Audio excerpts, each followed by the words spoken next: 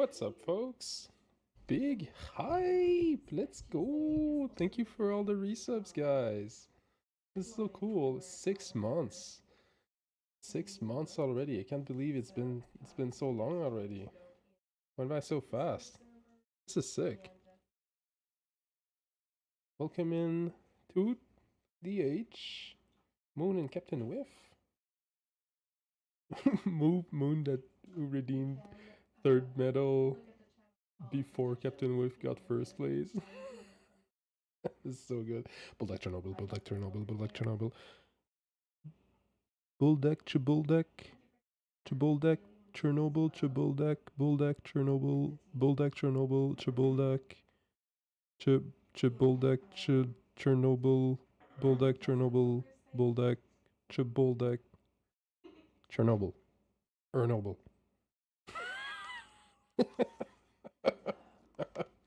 GG's. Oh, seriously, guys, thanks. It's I wasn't expecting that. Didn't even sit in my spot, and I already see a hype train. So tonight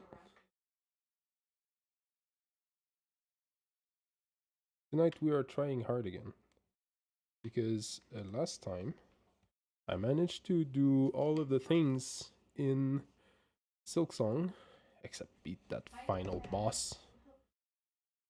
We're there. We got one more fight to do, and then we have done the deed. We'll have finished that whole game. We'll be able to start other things. Speaking of which, I've known the next game I will stream for a long time. I was just waiting on Silksong to be finished because I kind of took a commitment to myself and I decided that I wanted to stream Silksong in its entirety. Didn't want to play it off stream. I Now that I see there's a DLC coming, I probably will play that off stream. I don't think I'll come back to this game on stream, except maybe to try and speedrun it. We'll see. But um, I wanted to stream the whole game. That's what I set out to do. So that's what I did. Um, in the future, I will probably be a bit more freeform with how I do things because I've been on this game since what, like September. 4 months is too long. Uh, I'm I want more variety out of my content. I want more variety out of what I myself am doing in my weeks. Um, I mean, I say that, but like 3/4 of my gaming time are on rivals. But what I mean is, there are a lot of games out there that I've been meaning to play for a long time, but never came around to do to try. Um, and I like using the stream as an excuse to play those games. Oh, hype training is done. Here we got a frog ponder emote. Let's go. That's me, guys. That's me. That's me right now, thinking about what I want to do with the stream and with all the games I want to try. Um, and so yeah, I want to play a lot of different games. I want to play old school retro games, especially. Um, so spending 4 months on a single game, it's just it's just too long. I don't mind taking 4 months to play through a game, but on stream, I want to try different things. I want to have fun with you guys. I want to, you know, play these weird cult classic games that nobody knows. I want to see your reactions. I wanna have fun exploring these crazy games with you guys. This is really what this whole thing is about. And so when I spend that long on a game, I end up feeling like I missed some opportunities, which is not, you know, not objectively the case. Nothing was missed here. Nothing was uh, done the wrong way or anything. It's just that I like variety in my life, and I also I like doing a lot of different things. So I'm probably gonna focus on shorter games. I will I won't, just choose games based on their length or whatever, but I will definitely give myself permission to play off stream whenever I feel like it, that's for sure. Depending on the game, but most likely I'll stream whenever it it happens like that, but I won't prevent myself because back in September there were moments where oh, we got an ad right now. Oops, my bad, guys. I thought I played one in the beginning. That's weird. Whatever, no big deal. Anyway, the people who are here right now are all subscribed, so you guys can hear me anyways. So what happened in back in September is that there were moments off stream when I felt like playing Silksong, but I kept myself from doing it because I wanted to play the whole game on stream. That took a long time. It, it's okay, but what happened is that fast forward to end of November, the month of December, I wanted to play other things. I wanted to play other things on stream, and I was still having fun in Silksong, but the initial hype had faded by then, and so it was just like, okay, this game is nice. Like I didn't crave it the same way I did in the beginning. It was just like, okay, this game is nice. I'm having fun. I'm going through it because I wanna finish it. But there wasn't that same burning desire of just like, oh, I wanna grind Silksong. Um, but I was getting hyped because I was nearing the end and I wanted to try other things. But the game kept dragging on because there's a lot of content and I wanted to go to 100% it. Um, and so I ended up the last like 3 weeks I've been playing Silksong felt more like not like a chore, but more like when you're done with a project. In your mind, the deed has been done. The project is already finished. You can see how it's gonna look at the end. Kind of like FFOing a project, a cross stitch project. It's like you've done the stitching, you've done the fun part. For me, at least, um, you've done the fun part. You have something in front of you which looks like a final product, and you know exactly how it's gonna look once it's actually finished, fully finished. But you still have to go through the motions of like finding a frame, actually framing it, washing the cloth and everything. Um, kind of felt like the same for Silksong. It was like I was still having fun, but I was in a place where I would have rather been doing other things. Um, and I don't really want that. That's not my idea of what this stream should be. Welcome in, Captain Whiff and David X. Thank you for the hydrate.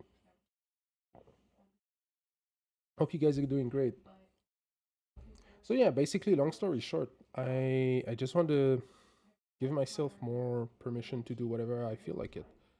Um, so for now, it's gonna be a bit shorter games because I wanna do a couple things, and I will for the longer ones. I will give myself permission to play off stream. Um, and our next game is gonna be an old Sega Genesis title called Echo the Dolphin, where you play as a dolphin in the ocean, and it starts out as this cute almost racing game where you're just swimming around with your dolphin friends and you're having fun in the ocean. And at some point, space-time anomaly sucks everyone out into the sky except for you. You end up all alone, all alone. And yes, that's that's what I want to play Captain with. I'll be starting it this Friday. Um, and then it becomes a game of exploration. You have to explore underwater caves, find these weird crystals that you have to make resonate. It opens new pathways. It's half exploration and half puzzles. And the hard part is that you have to breathe because dolphins don't breathe underwater. So you have to go back to the surface regularly to get some air. So you can't just dive too deep inside caves. You have to know your way back. You have to be able to make your way to air to survive. And at some point, like aliens come in the story. There's like a weird invasion of Earth. I don't know exactly what's happening in there. I never like I played that game as a kid when I was like 6 years old, so I barely remember anything about it. I just remember the dolphin, the vibrant colors, and I know that the story is completely unhinged. That's about it. So it's gonna be a fun ride for sure. So I drink to that. To new beginnings, to a new year. Hopefully, a good one, and to having fun, everybody together.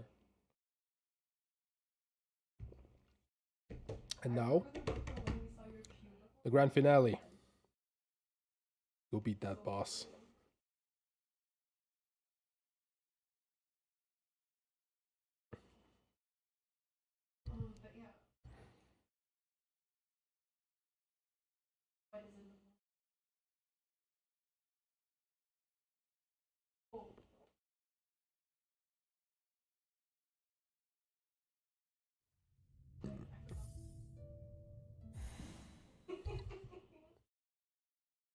I need to do something. I need to do something before we go fight the boss.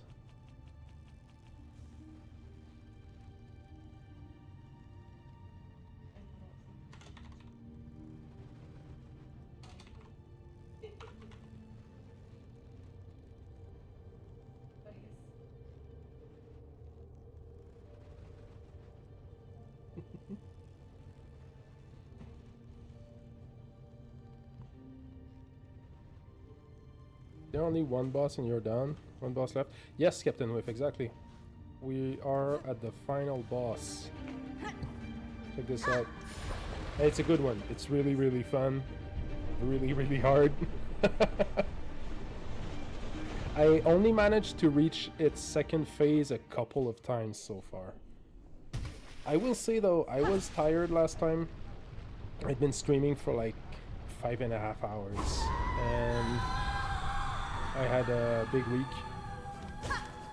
but now with a whole weekend of rest, hopefully it goes a little bit better.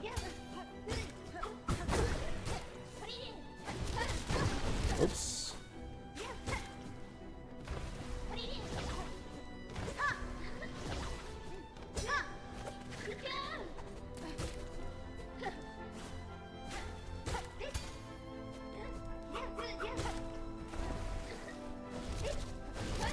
Oh shit, I wasn't ready for that. Mistakes were made. Come on, do your thing.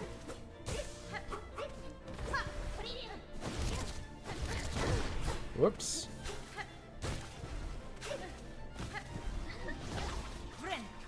We're fine. We're super fine. Oh, that was unfortunate.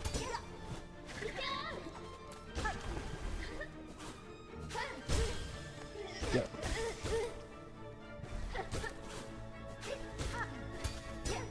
Oh shit, too early. I was too early there. It's okay, we got some healing.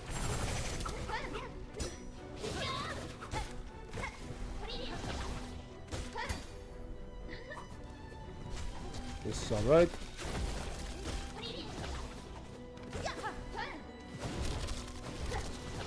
Oh shit.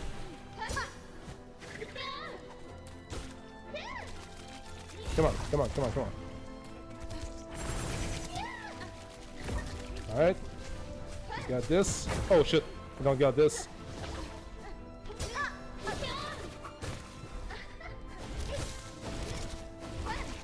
Alright. Perfect spacing. Oh, that was dangerous. It's alright. We got this.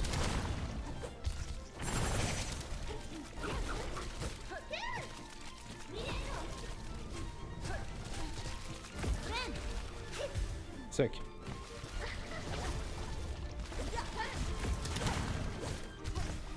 Oh shit, no. That was dangerous. Oh shit. We got this.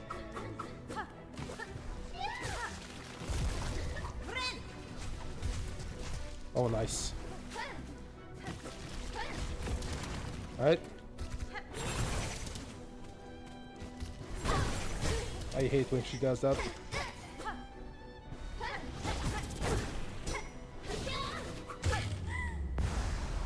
Okay, so I reached the second phase right now, but only 1 health left. I see you had practice. This guy's spacing the boss like my ass in Rivals. You're laughing, but I'm actually using Rival skills when I play Silksong. Like I think of bosses' movesets the same way I think about my opponent's moveset in Rivals. Like thinking of spacing and timing and oh yeah. It's all good. But yeah, I tried her for like a solid hour last time. I only managed to reach the second phase like maybe 4 or 5 times.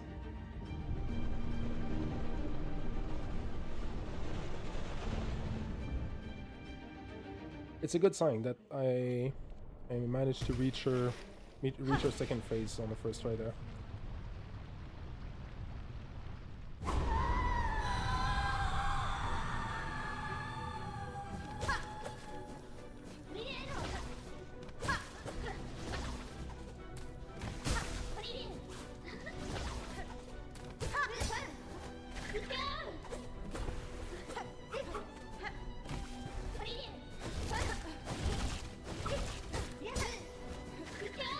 Oh no! Come on. Just jumped in there.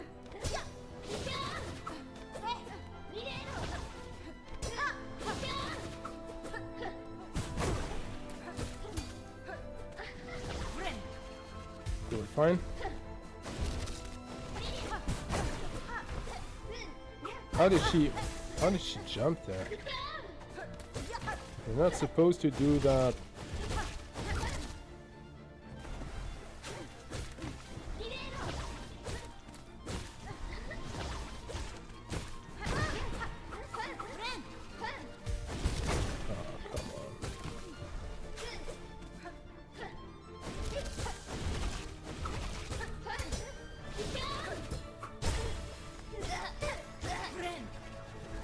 Fine.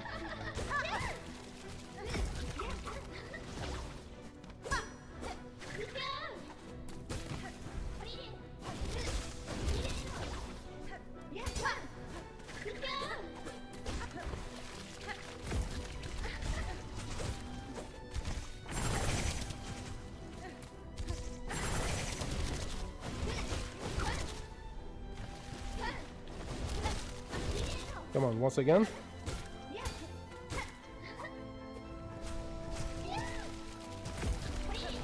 Oh shit.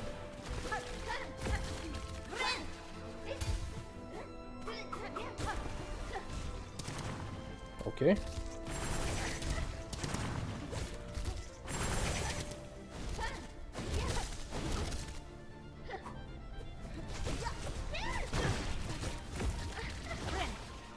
Okay, we're fine.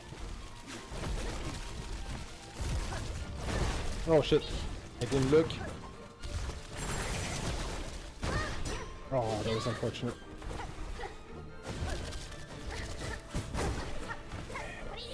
Of course, she had to jump. And I'm fucking everything up right now. Oh, okay. So second phase again, but just 1 HP again. Let's try hard. We're actually clutching it. Yes, I was clutching it. Just made a few unfortunate mistakes. It cost me all of my health. Honestly, there are two things that make this fight hard. It's not that hard because she has the same moveset as she had the other times I met her. So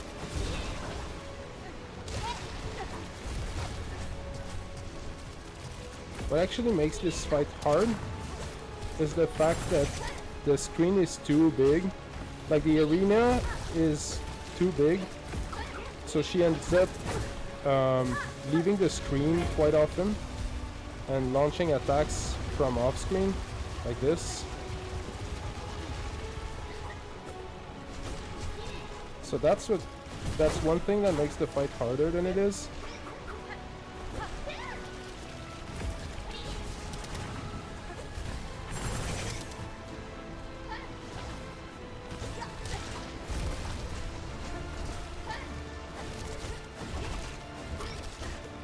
One other thing is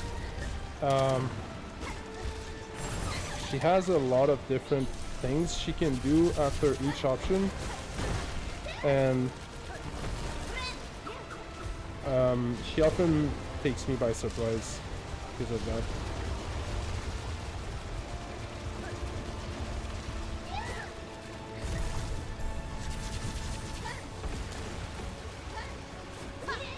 Oh shit.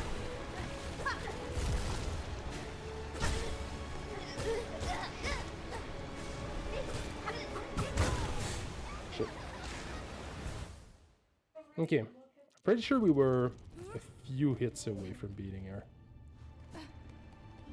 That was my best attempt so far, including all of last stream. That was my best performance yet.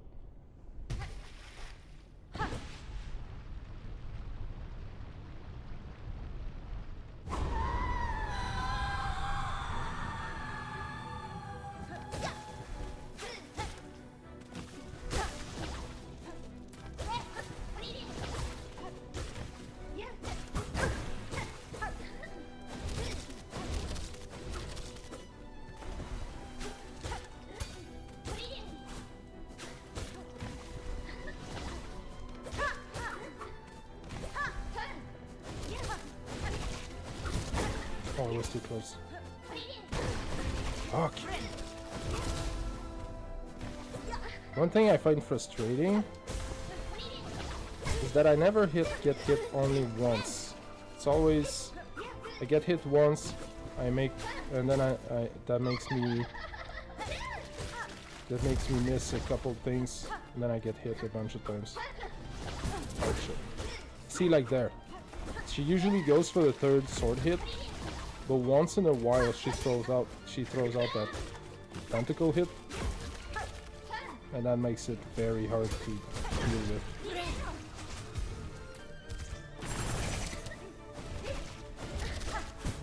Like this. Usually she dashes horizontally, but once in a while she jumps instead. And when that happens, I always get got.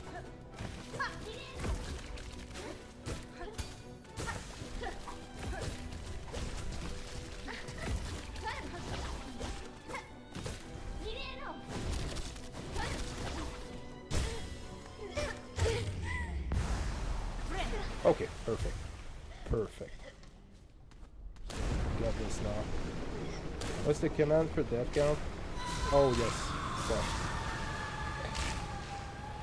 You can always write, Captain Whiff, you can always write !command, and it's gonna give you a list of all the commands that the bot recognizes.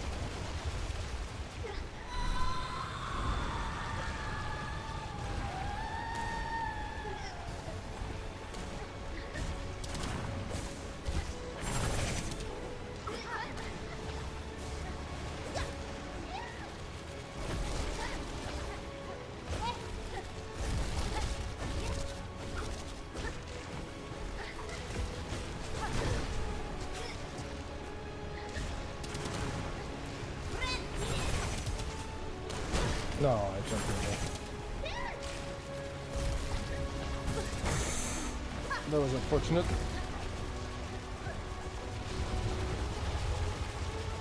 Yeah, at least I recognize the sound of these now. Shit.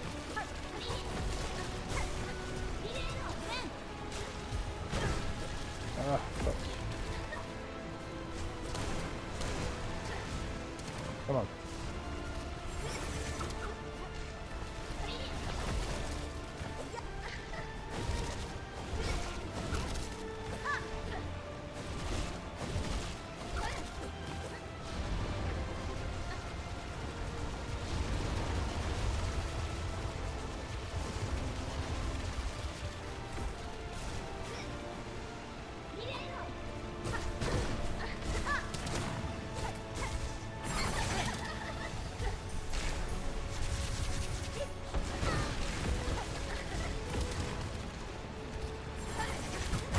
Oh shit.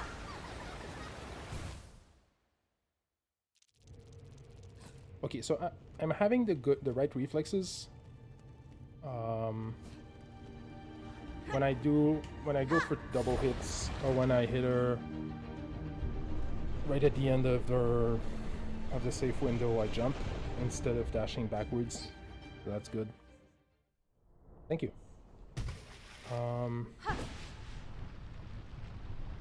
What else do I do? I need to be careful when she throws out the waves.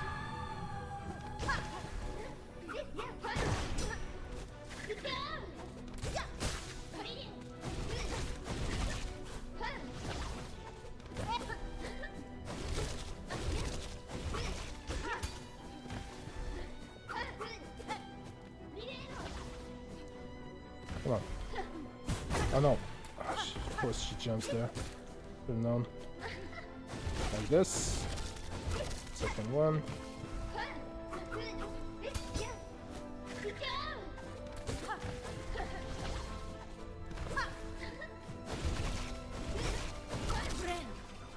Okay. I hate when she does that.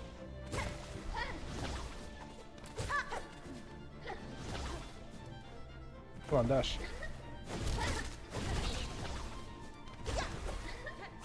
Oh, of course she jumps there.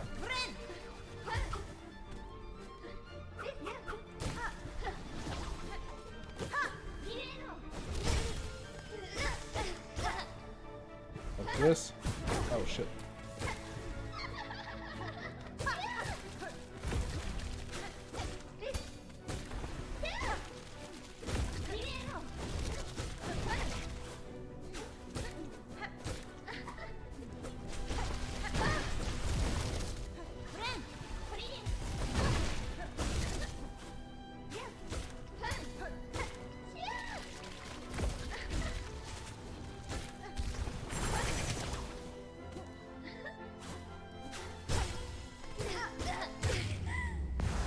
Okay, there we go. Good. That was a very good try. Analyze this shit out of her. Yeah, I figured her out.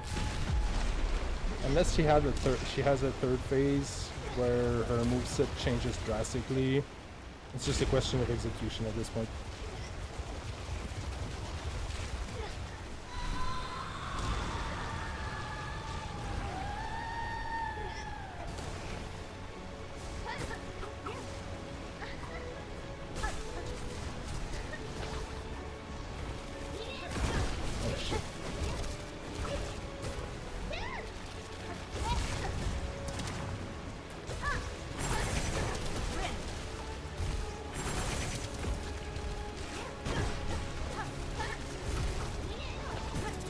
That was too fast, too close.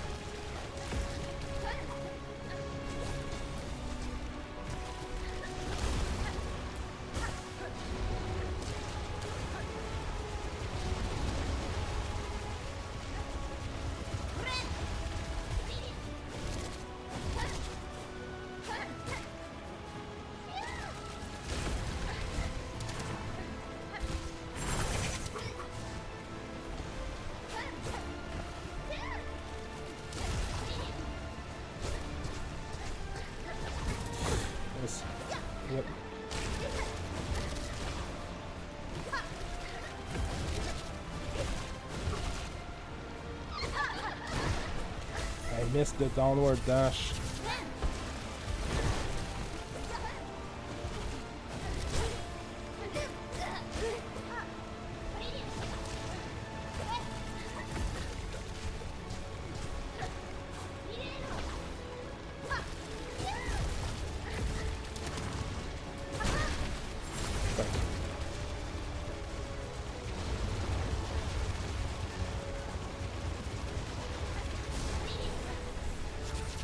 Fine. Oh no, I jumped in there, fuck. Okay.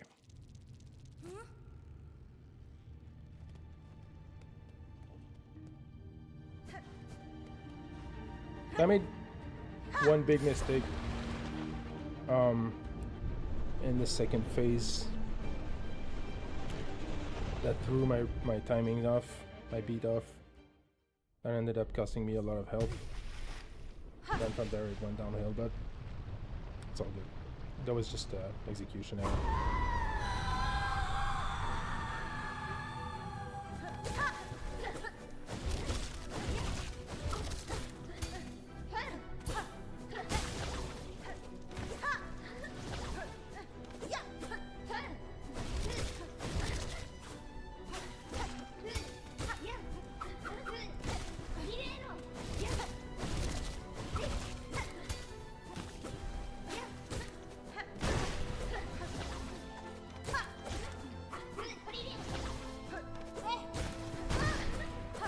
When she does that.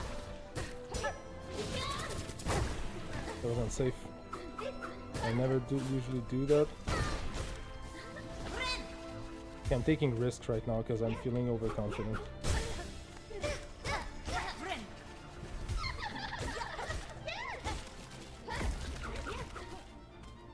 It's all good though.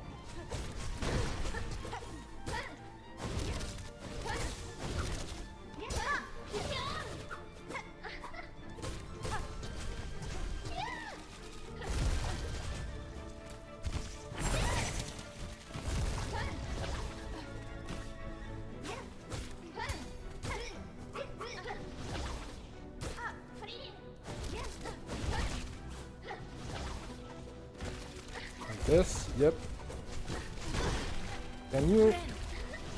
Can I please hit in the direction I'm intending to? What the hell? Why are there so many?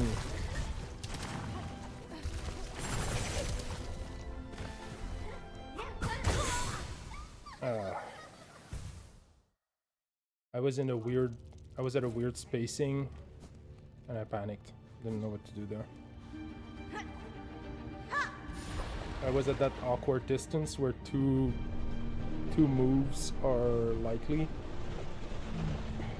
I jumped. Well, I should have dashed.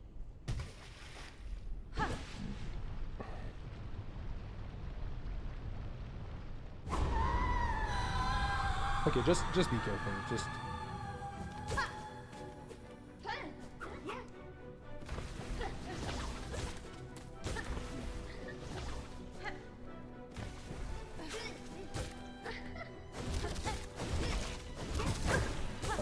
Close. No.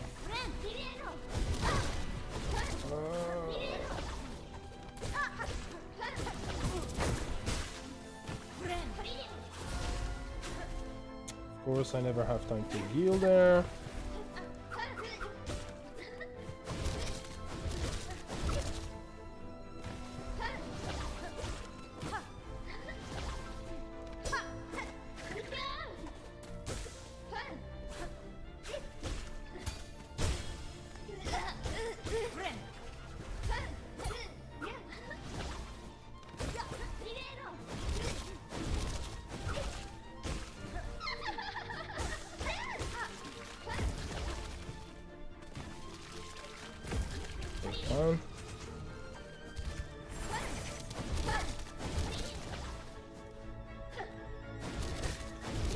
I'll do it again. Jumping was not the right option. It's alright.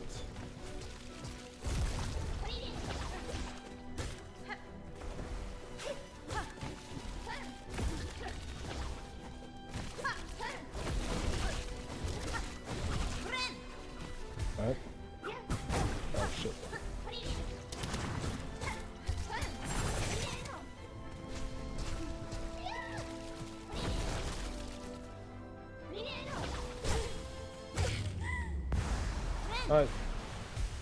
A full health bar. Can difficult. Can hardly ask for better.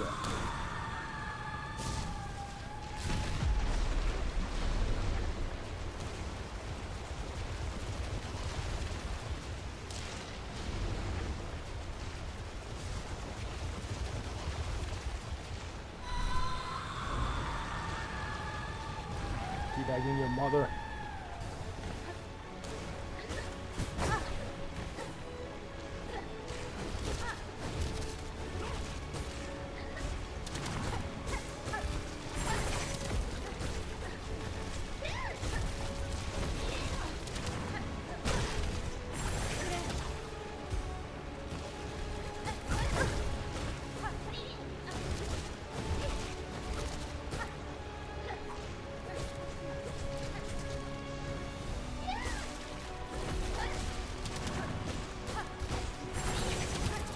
I like it when she does this move. That's when I can hit her the most times.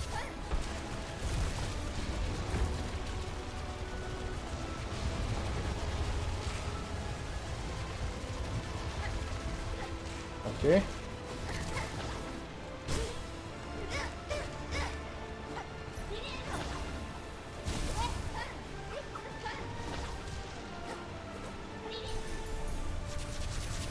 Okay.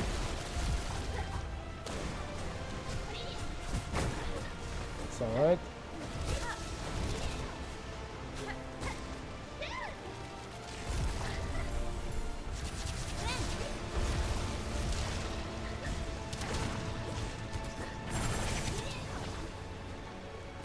Come on.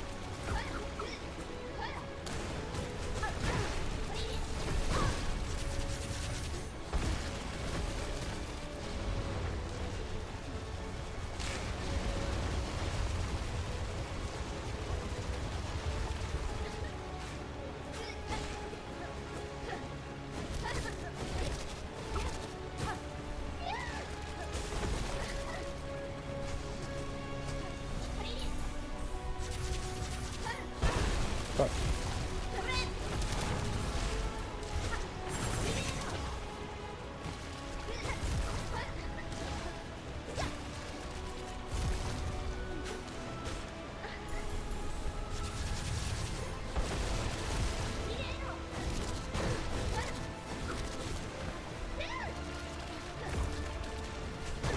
Okay.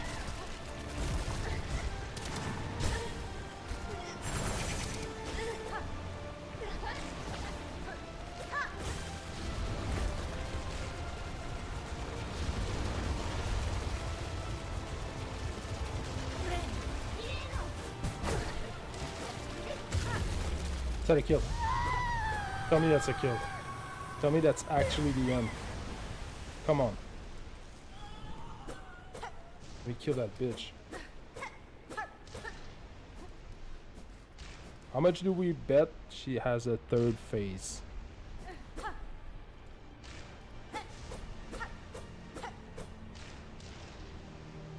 Take. So I can just take her.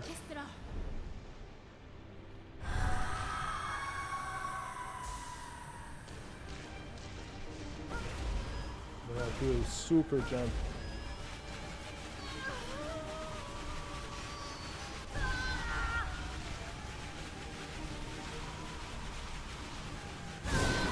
No.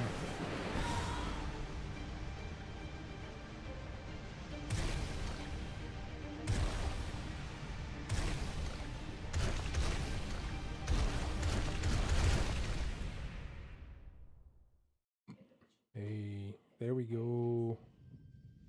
We did it. The Everbloom is withering away. No.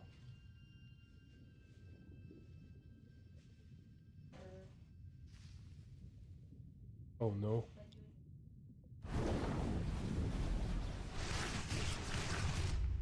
What? Is that how it ends? No, it can't be.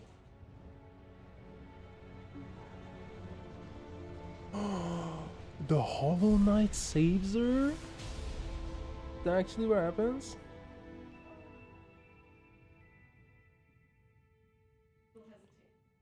So the Everbloom fades, but then the Hollow Knight saves Hornet? Oh, it's so fucking cool.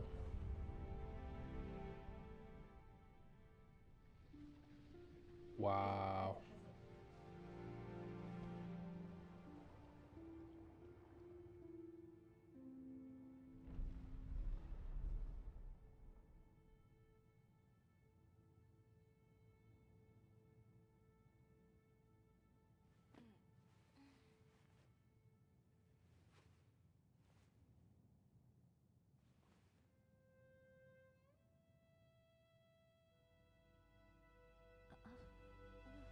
And we saved Lace.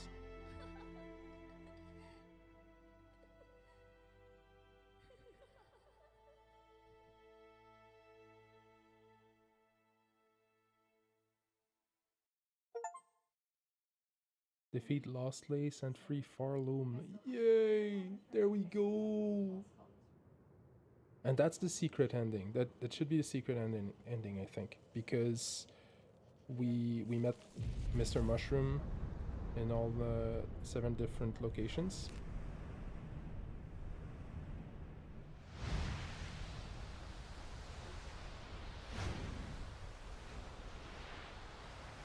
Now this guy just leaves.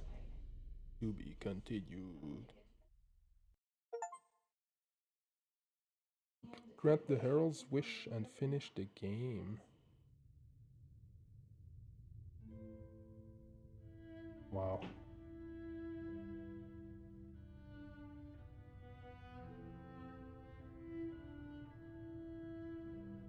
What a crazy game. Oh, I'm sorry. Sorry about that.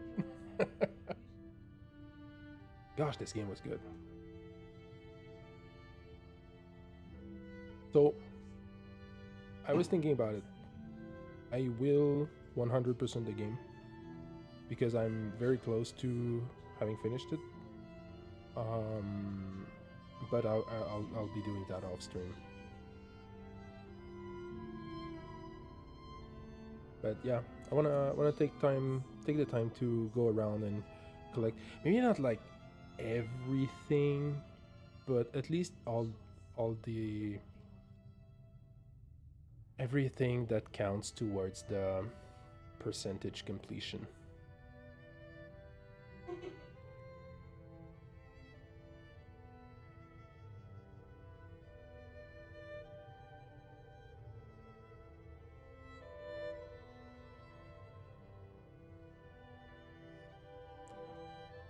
Thank you, Captain Whiff.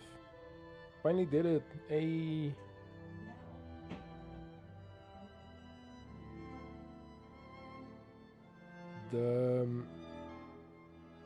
I will say that the hardest boss in the game, like the final boss was up there. She was quite hard. But I think the hardest boss in the game was the opera singer that I fought last stream. That was something else.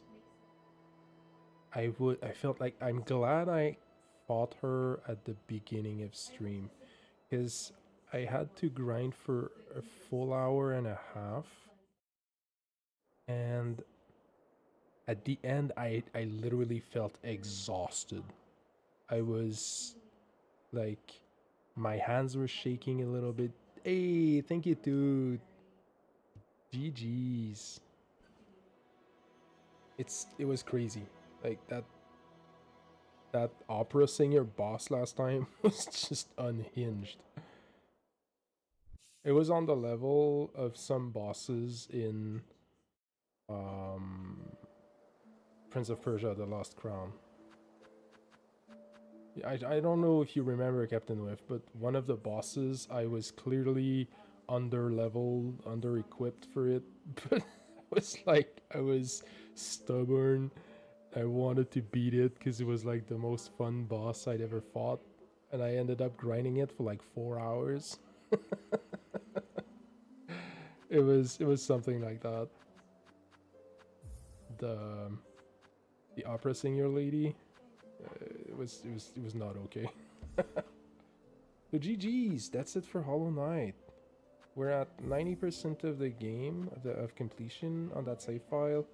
The last 10% I'll be doing off stream, just to get that achievement. See if there's a few other secrets left to discover. And that's gonna be it. I'll be taking a break from Hollow Knight for some time. I really liked it. I will definitely be going back to play the first one.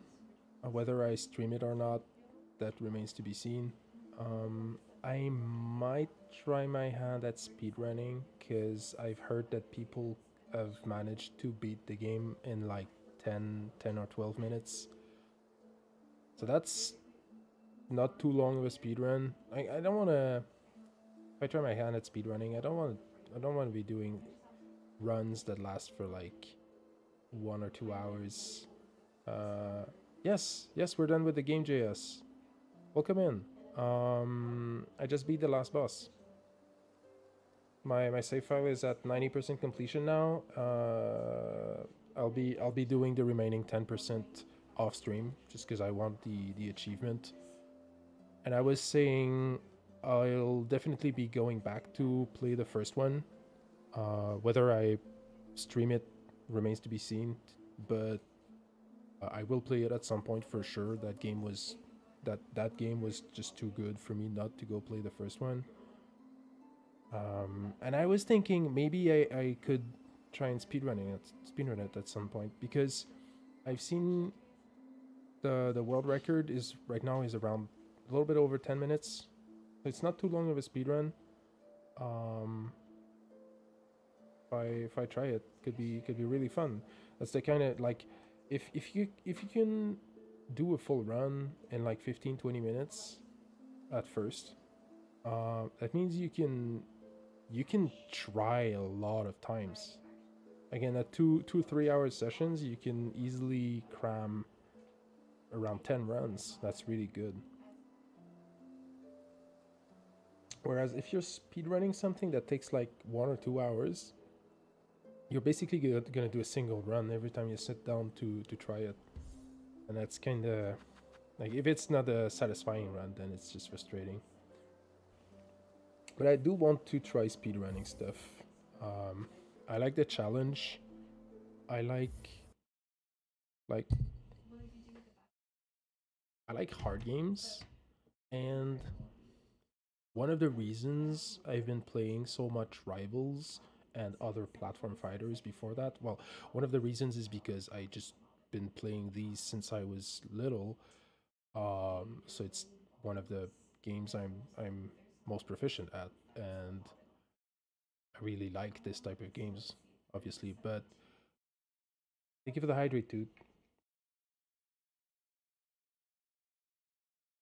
Another big reason why I'm playing these games is because I like the challenge. I like to be I like to feel like I have to try my hardest at something to get good results. I like to put all of my mental energy, all of my brain power into solving a problem and having that problem kind of push back, right? Um, I like dynamic problem solving. That's why um, I love platform fighters and competitive games in general. But one thing that's happening is that as I'm getting older, I find myself less and less caring about actual, ranking, actual performance in these games. I like the challenge. I don't really care whether or not I get better than other people at it. And so speedrunning feels like a good middle ground where it's gonna let me do try my hand at difficult challenges. It's gonna involve problem solving, puzzles and stuff like that. Finding glitches, finding exploits, or like scouring the internets for new strategies and trying to implement those into my own speedrun. Sounds like a fun time. And it's less about. Yes, David. We just finished Silksong. Just beat the final boss. It's funny because last time I grinded for like a full hour on her, and I only managed to reach her second phase like 4 or 5 times.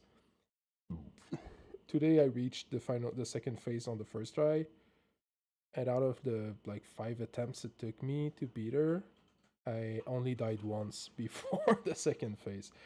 So my guess is that I was just tired last time. I'd been streaming for like 5 hours when I got to her and had a big week and everything. No third phase. No third phase, JS. Just two. Second phase was tough. Uh, pretty difficult. But honestly, like, so here's the thing. Sleep cleaned up the muscle memory. Yes, it did, Moon, for sure. Um, I think the hardest boss in the game is not actually the final boss, but it's the girl opera singer I fought for like an hour and a half last time.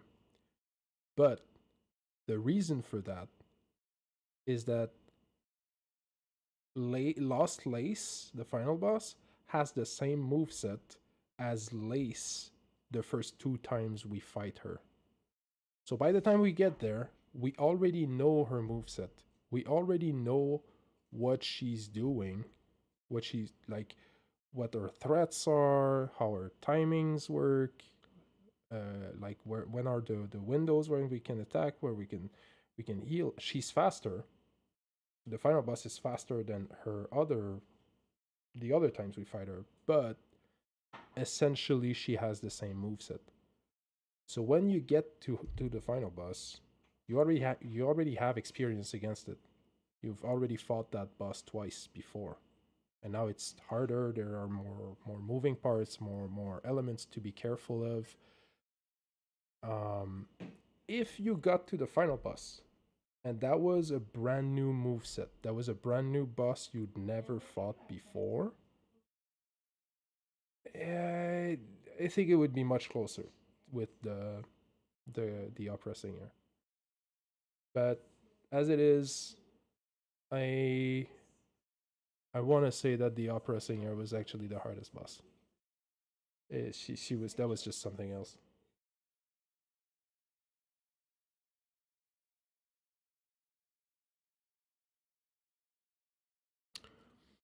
All right, GG's. So that's it for Silksong. Damn, that was really nice. Let me just put the controller away.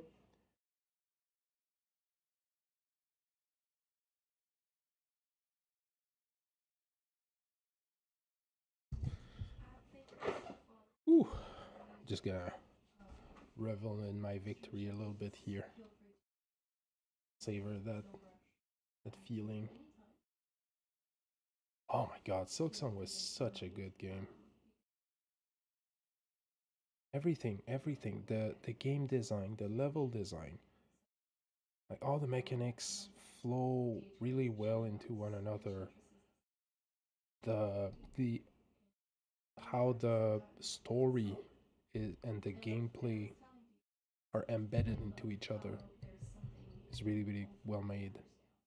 All the enemies, there's a lot of embedded storytelling there. All the enemies have things to tell us about the environment. We can learn a lot of the story of the land just by looking at the creatures that inhabit it. You will have a blast with the first one. Sick. Yeah, I can't wait to try it. I already bought it. It's not installed yet, but I'll definitely be visiting the first one at some point. Seriously, that was quite an experience. Very fun. I'm almost done with it. Nice. is it? Did you try Silksong? Yes, or you're waiting to finish the first one?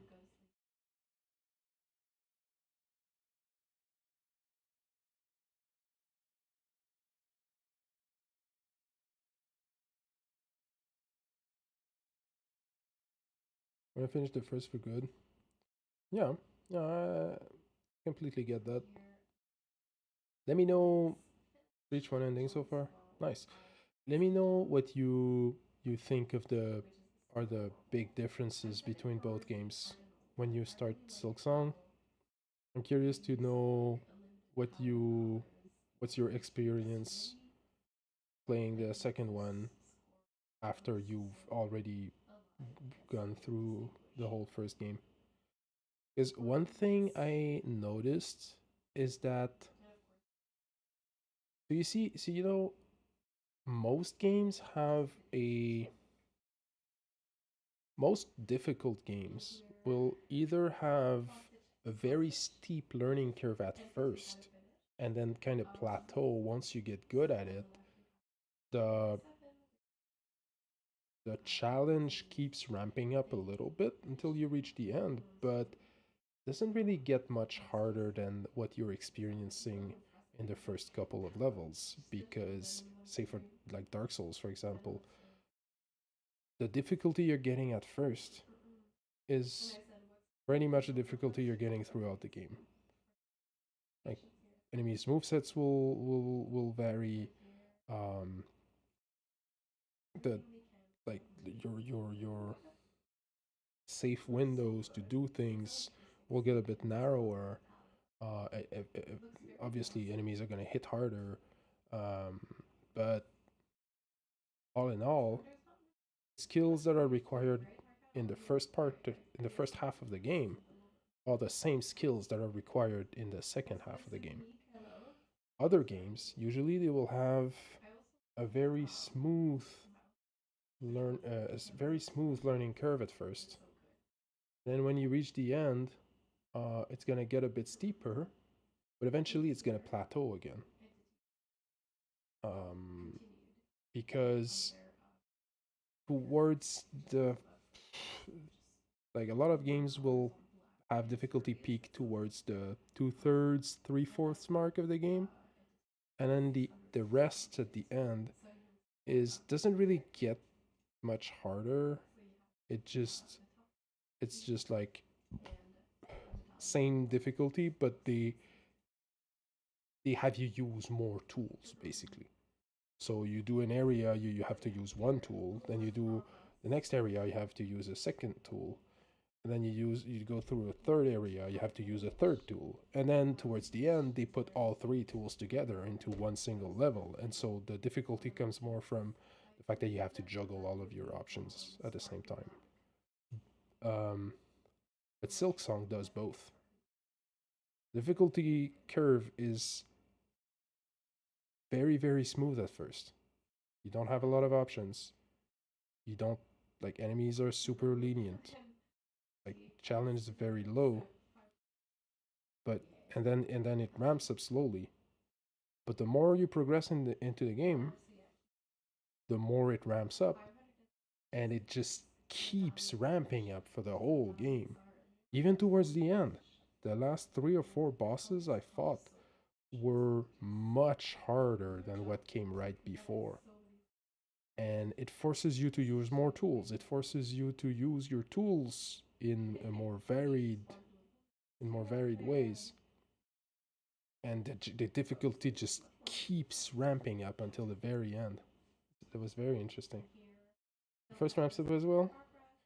Movement wise, you seem to have more options in the second. The difficulty wise, it's as you say in the first two. The progression of skills is really well made. Nice. That's very encouraging. That's very good sign. It's making me want to play the first one even more.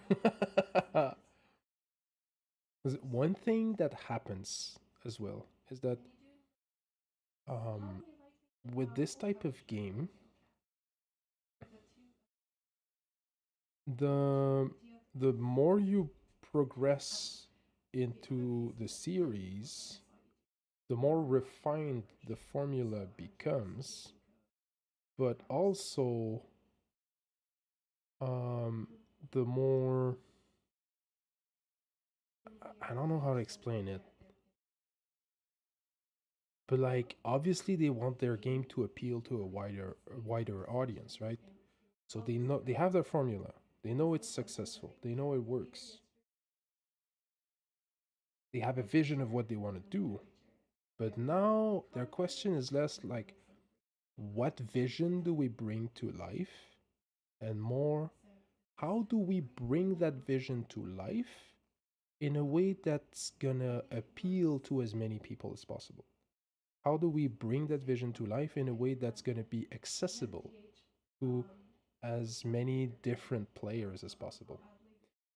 And so what happens is that the formula works and it's still really good, and it's if it's done well, it's very very fun. But it also gets a little bit diluted in the polishness. It's a weird thing to explain, but it's the difference between Dark Souls 3 and Dark Souls 1. Dark Souls 3 is objectively the better game. Game design is much more focused. The mechanics are much more polished. Like everything flows smoother. Um, the game has less kinks. It's you you're not fighting the game's mechanics. You're not fighting the game's controls. You're not um, fighting the the limitations of the technology that they were using to make the game. Everything is is made in a way that's seamless, that lets you experience the game. It's a more concentrated, like it's like they they took the formula, concentrated it a lot, right? They really distilled the formula to its core elements. They refined those elements really really well, and then they expanded that to a bigger game. But in that process of expansion, they end up putting in a lot of stuff that's um kind of more generic. And what that does is, it's like Dark Souls 3 is less polarizing than the first one. The um You'll have less sour spots about the game because it's less um I'm searching for words here.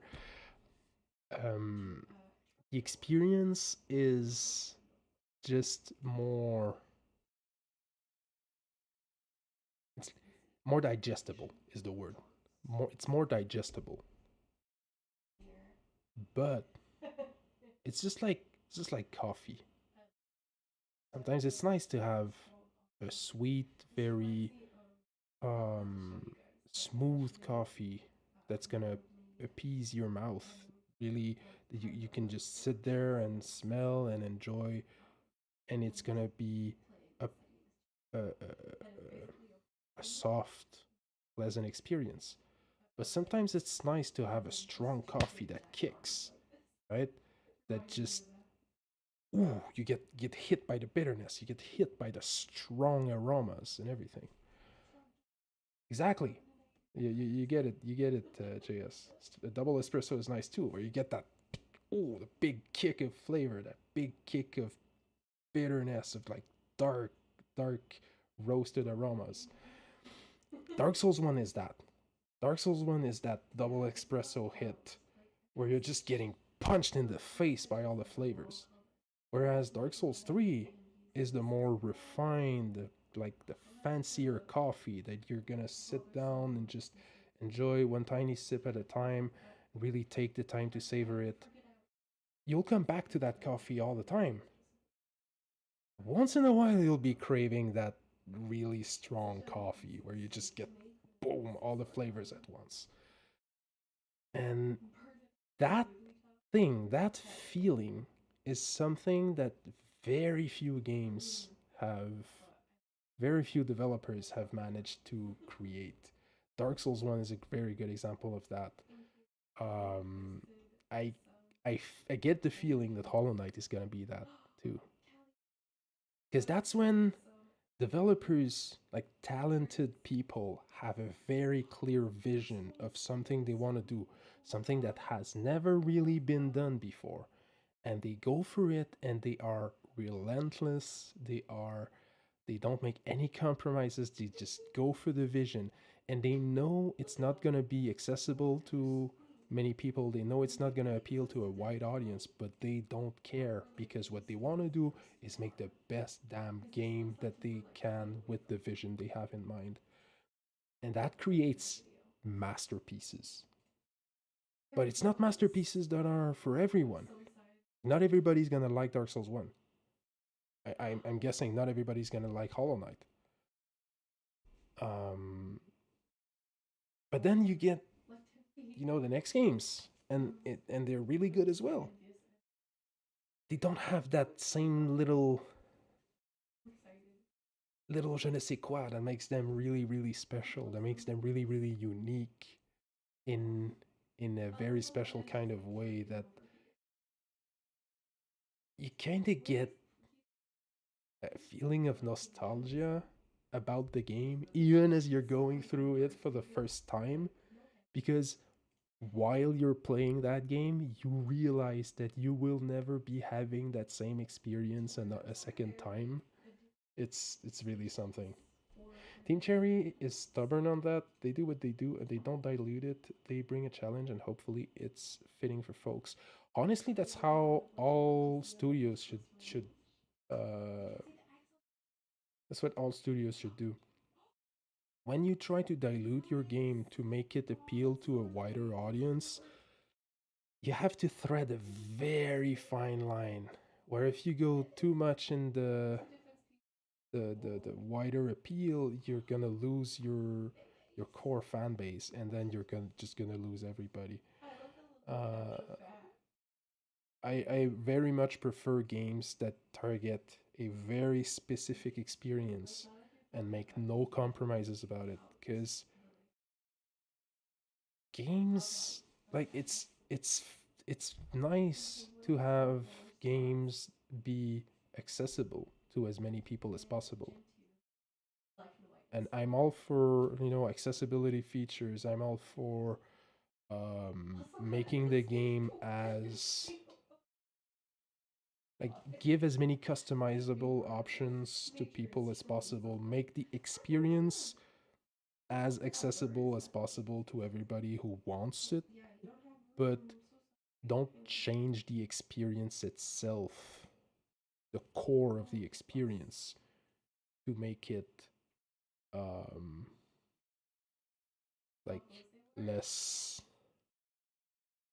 hard hitting, if I may. That's the word I have in my mind right now.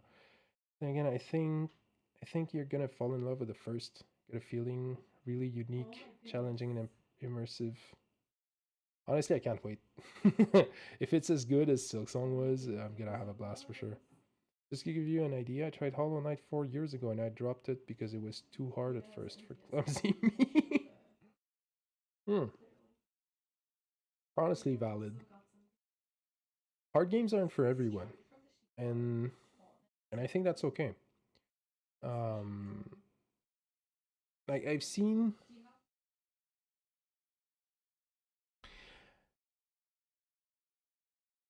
some people online complain about some games. Then Miguel told me to pick it up again. Gosh, what a ride! Sick. I have seen people online complain about certain games being too hard for them to be able to experience them. They wanted to explore the world, experience the story, experience the game, but without the difficulty. And like, if devs can include a difficulty option for like a more narrative playthrough where you can play the game even with like, because like for disabled folks and people who have physical limitations, I get it.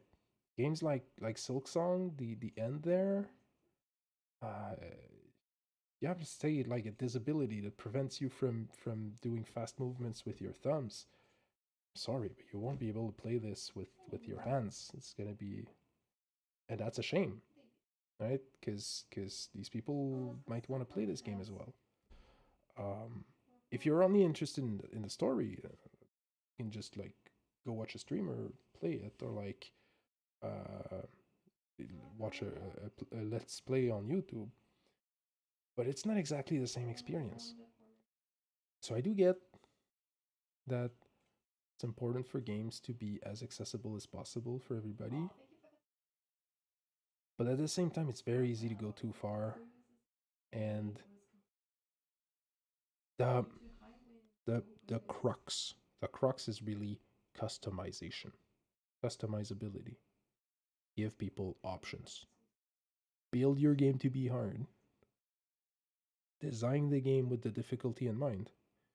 And then, after the fact, add an option to make it easier for people who want that easier game mode. That's what devs should do. And fuck Nintendo, by the way.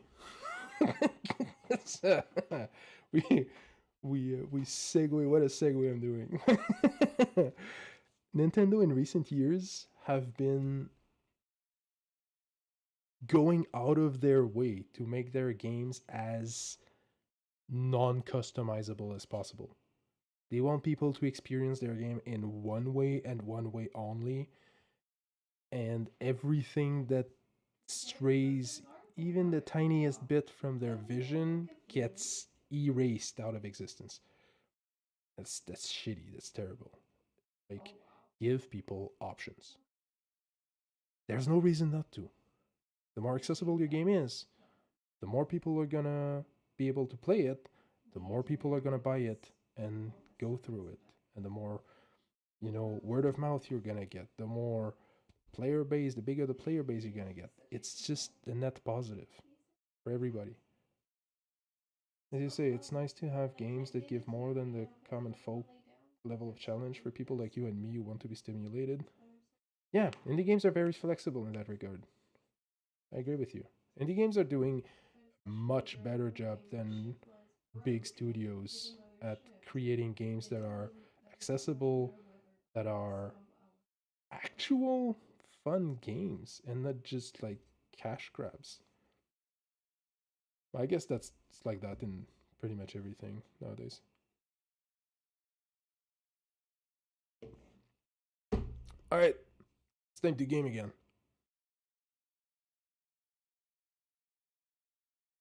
Go play some Slay the Spire. So what I'm gonna do is I'll go ahead and change my category here.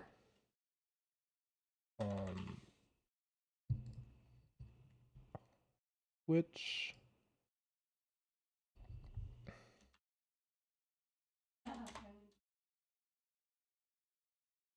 we're gonna grind some ironclad tonight.